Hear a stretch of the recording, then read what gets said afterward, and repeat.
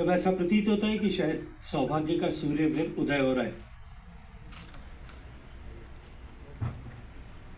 एक ऐसे भावभरे क्षण में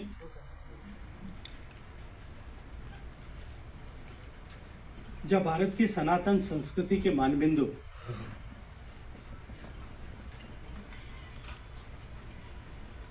भगवान बुद्ध के स्मृति अवशेष 127 साल बाद लौटकर फिर अपनी धरती पर आए और हम सबको उनके स्वागत का सौभाग्य मिला है। ऐसे पवित्र अवसर पर आयोजित आज इस पत्रकार वार्ता में मंच पर उपस्थित मेरे मित्र गोडरेज फाउंडेशन के आदरणीय श्री फिरोज शाह गोडरेज जी, मंच पर उपस्थित भारत सरकार के सम्माननीय सचिव संस्कृति मंत्रालय आदरणीय श्री विवेक अग्रवाल जी,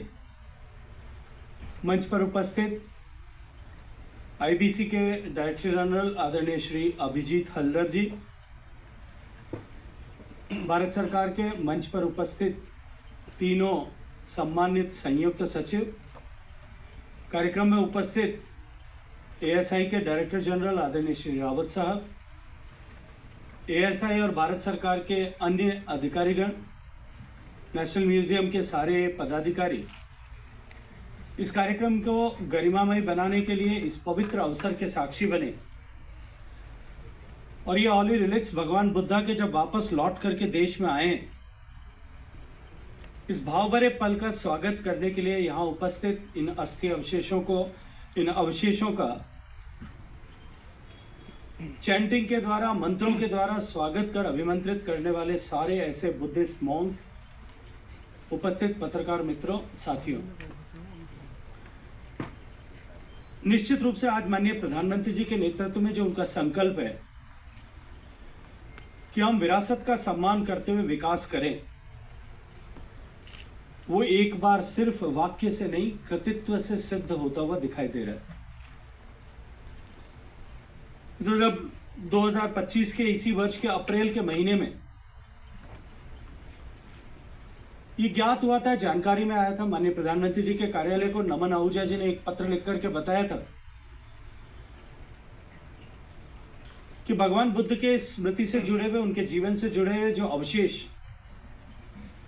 जो जूल्स पिपरवाहा में, जो अभी वर्तमान में उत्तर प्रदेश में खुदाई में उस समय में अंग्रेजों के समय मिले थे 1898 में,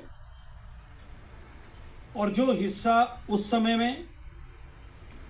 तत्कालीन अंग्रेज सरकार ने उस एक्सकेवेशन को ऑर्गेनाइज करने वाले मिस्टर पेपे को दे दिया था, वो हिस्सा सॉथबीज के द्वारा हांगकांग में नीलाम हो रहा है।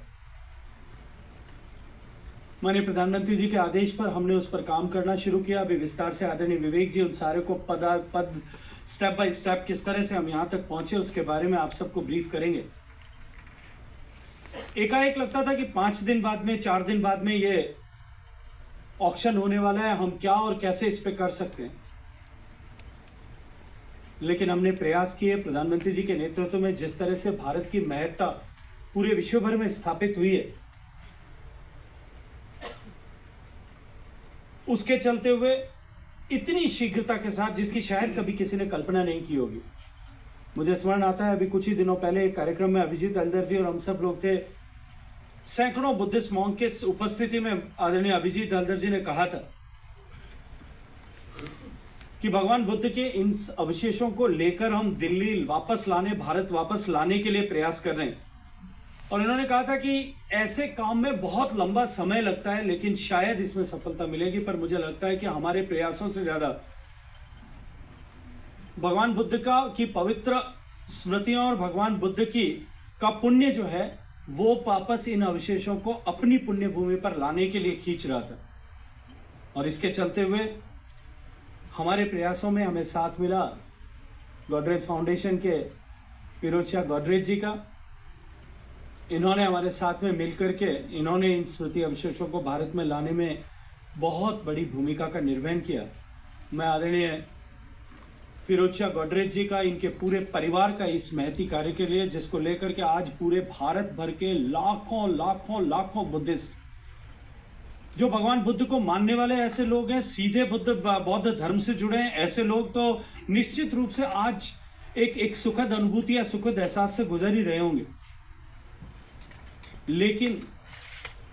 भारत के इतिहास में, भारत के अतीत पर गौरव करने वाले करोड़ों भारतीय,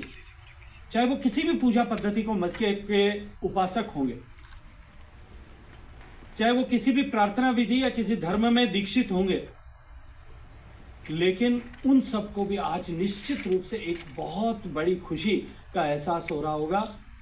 जब हमारी ये पुरानी संपदा, हमारी ये स्मृतियां भगवान बुद्ध के परिवार ने, जब भगवान बुद्ध के